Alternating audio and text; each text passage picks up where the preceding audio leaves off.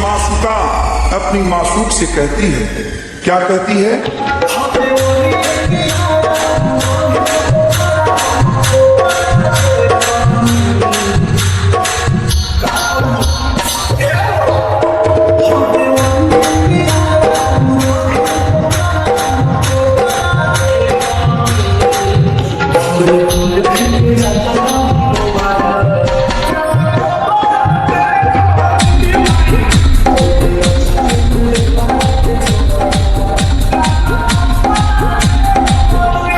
हमें ऊंची आवाज सुनना भी पसंद नहीं।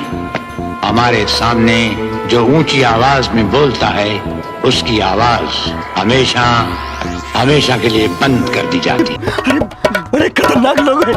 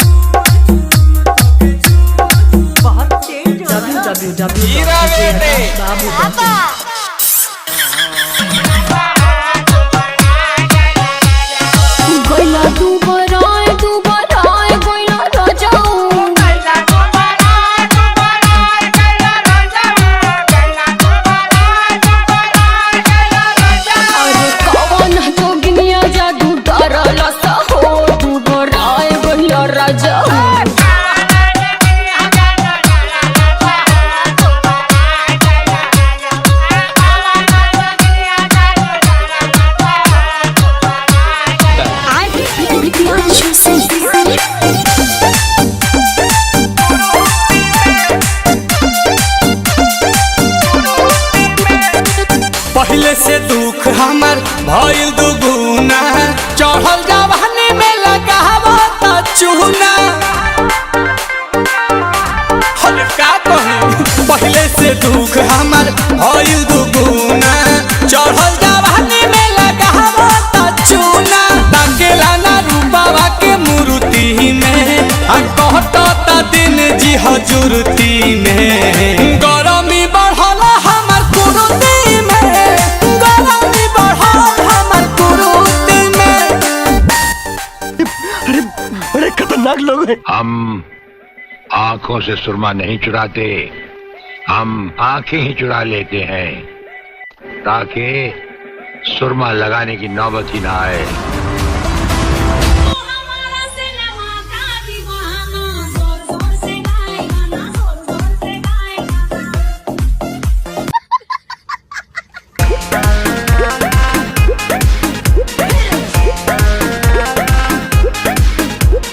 छुए त बदन की देखो न कटन की, चादर बिछा दे हनी। पलंग जी मन पिघला दे हनी, पलंग पर झुलुआ झुला दे हनी। छुए त बदन की देखो न कटन की, चादर बिछा दे हनी। पलंग जी मन पिघला दे हनी, पलंग पर झुलुआ झुला दे हनी।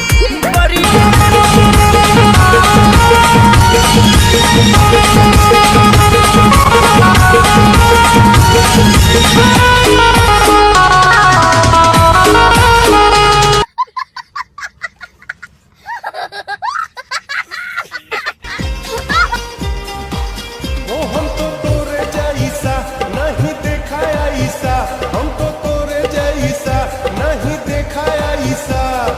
देहिया में तहारा गजब फुर्ती, बड़ा जालीदार बा तोहार कुर्ती।